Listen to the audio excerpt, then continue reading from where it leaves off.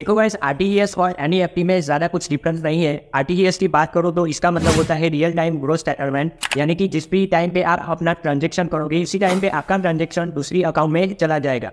RTGS mostly हम तब use करते हैं जो कि हमें कोई बड़ा अमाउंट ट्रांसफर करना होता है, यानी कि 2 लाख और 2 लाख से ज़्यादा मनी हमें ट्रांसफर करनी होती है तो हम आरटीजीएस यूज़ करते हैं। और आरटीजीएस में रिक्वायरमेंट ये होती है कि उसमें आपको बेनिफिशियरी अकाउंट नंबर चाहिए, नेम चाहिए, टाइप चाहिए, मतलब सामने वाले की अकाउंट की डिटेल आपको चाहिए होती है एक आरटीजीएस करने के लिए। अगर मैं एनईएफटी की बात करूँ तो एनईएफटी का मतलब होता है नेशनल इलेक्ट्रॉनिक फंड ट्रांसफ़र, यानी कि ये एज सिक्योर एज आरटीजीएस है, पर उसमें ट्रांजेक्शन का जो टाइम होता है वो 2 आवर्स होता है, यानी कि आपको थोड़ा ज़्यादा वेट करना पड़ेगा दूसरी अकाउंट में पैसे ट्रांसफ़र करने के लिए। और एनईएफटी हम तब लगाते हैं जब हमारी जो अमाउंट होती है वो 2 लाख से कम होती है। और इसमें भी आपको सेम रिक्वायरमेंट होती है, बेनिफिशियरी नेम, अकाउंट नंबर और अकाउंट टाइप, ये सारी डिटेल चाहिए होती है। तो आज इसी वीडियो में मैं आपको बताऊंगा बीओबी, एसबीआई और कानूपुर बैंक के लिए आरटीजीएस फॉर्म कैसे हम फिलअप करते हैं। तो इससे पहले आपने मेरी चैनल को लाइक, कमेंट, शेयर और सब्सक्राइब नहीं किया है तो जल्दी से कर दो, किस बात की देरी है। तो चलो हम चलते हैं अपने वीडियो पे। यहाँ मेरे पास बीओबी का आरटीजीएस फॉर्म है। तो ये देखो, यहाँ पे आपको डेट डाल देनी है, करंट डेट लिखनी है, जिस दिन आप अपनी फीस पेमेंट करोगे वही डेट डालनी है। फिर देखो टाइम ऑफ रिसिप्ट, मतलब जो टाइम होगा वो यहाँ पे लिख देना है। फिर यहाँ पे लिखा है योर अकाउंट डिटेल्स, मतलब आपको यहाँ पे अपनी अकाउंट डिटेल्स लिखनी है। मतलब मेरी जो ब्रांच है वो है कंसारी, तो मैंने यहाँ पे कंसारी ब्रांच लिख दिया। यहाँ पे है अकाउंट नंबर, यानी कि आपको अपना अकाउंट नंबर यहाँ पे लिख देना है। फिर देखो नेम ऑफ अकाउंट होल्डर, यानी कि आपको पासबुक में जो नेम है वो यहीं पे डालना है।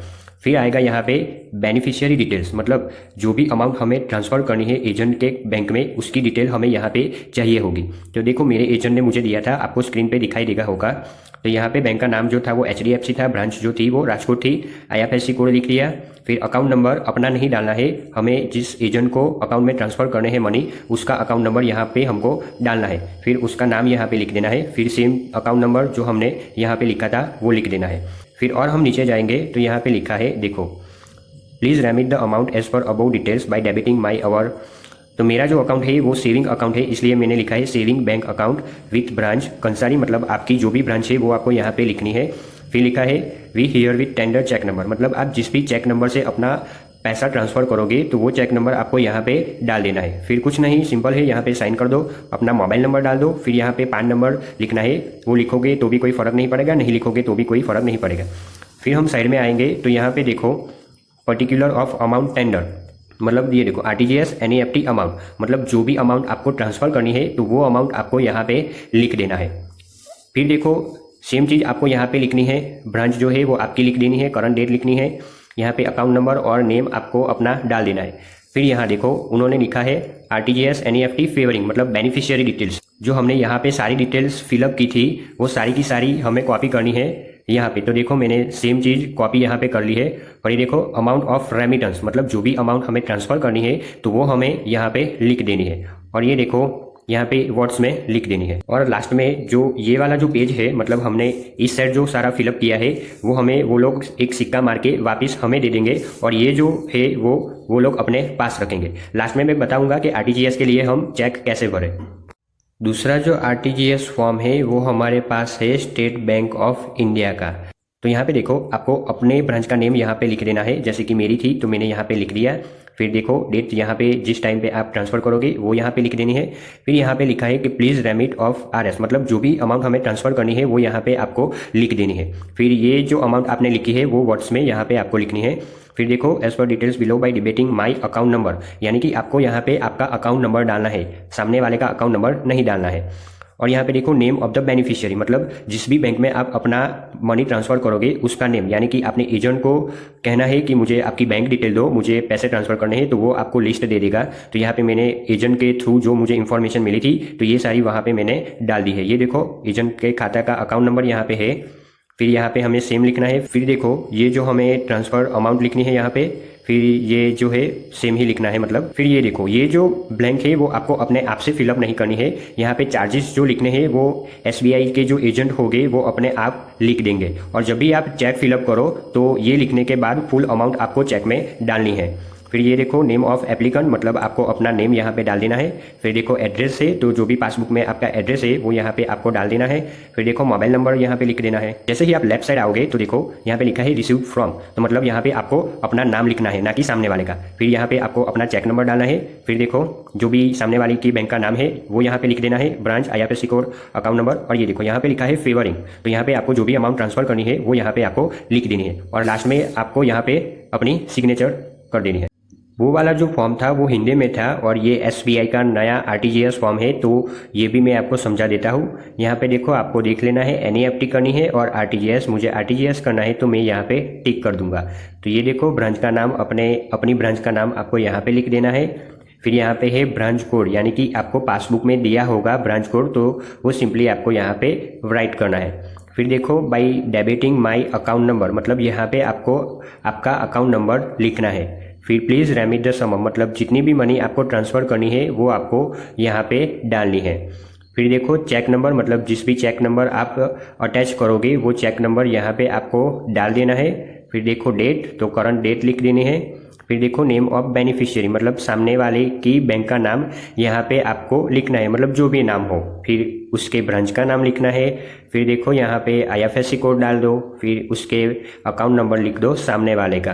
फिर अमाउंट लिख दो इन वर्ड्स और अमाउंट इन फिगर्स, जो भी होगी आपकी, आपको सिंपली यहाँ पे लिख देना है। फिर नेम ऑफ एप्लीकेंट, यानी कि आपको अपना नंबर लिख देना है। और देखो एड्रेस जो है वो पासबुक में दिया होगा तो आपको लिख देना है। फिर मोबाइल नंबर है और यहाँ पे आपको आपकी साइन करनी है। तो जैसे ही हम लेफ्ट साइड आएंगे तो यहाँ पे सेम प्रोसीजर करनी है। ब्रांच नेम, मतलब आपको अपनी ब्रांच का नेम लिखना है। फिर देखो रिसीव्ड फ्रॉम, तो यहाँ पे आपको अपना नाम डाल देना है, आपको अपना चेक नंबर डालना है।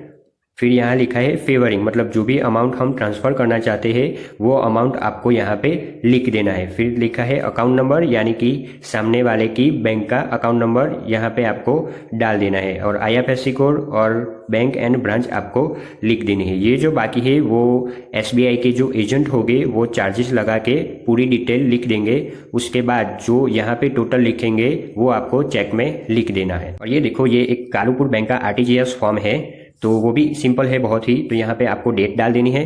फिर जो भी आपकी ब्रांच है वो आपको डाल देनी है। फिर यहाँ पे लिखा है अकाउंट नेम, यानी कि आपको अपना अकाउंट नेम लिख देना है, यानी कि जो भी नाम हो वो आपको यहाँ पे डाल देना है। फिर लिखा है अकाउंट नंबर, यानी कि आपको अपना अकाउंट नंबर लिख देना है। मतलब यहाँ पे देखो और एक चीज़ है अकाउंट टाइप, तो मेरा सेविंग है तो मैंने सेविंग रहने दिया है।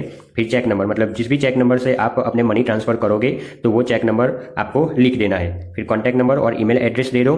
फिर यहाँ पे देखो, यहाँ पे आपको ध्यान देना है कि बेनिफिशियरी डिटेल्स, मतलब आपको सामने वाले की डिटेल यहाँ पे डालनी है, यानी कि एजेंट ने आपको जो भी भेजा है उसकी बैंक की डिटेल आपको यहाँ पे डालनी है। तो मैंने ये देखो डाल दी है।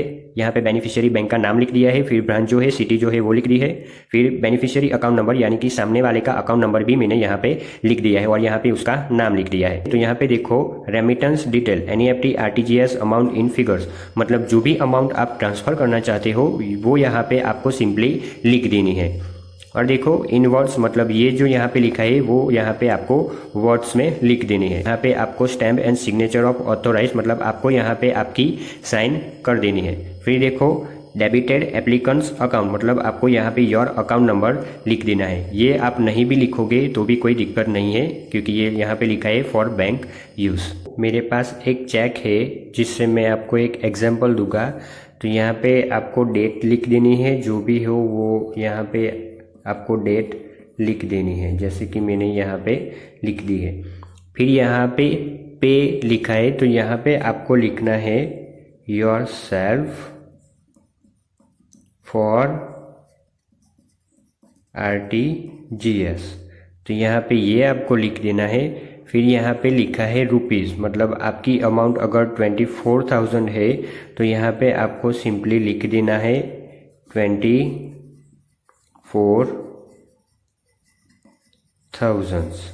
फिर यहाँ पे आपको अपनी साइन कर देनी है, जो भी साइन है वो। अगर आपको नहीं पता है कि चेक नंबर इनमें से कौन सा लिखे, तो ये जो हमारा है वो हमारा चेक नंबर होता है। आपकी जानकारी के लिए मैं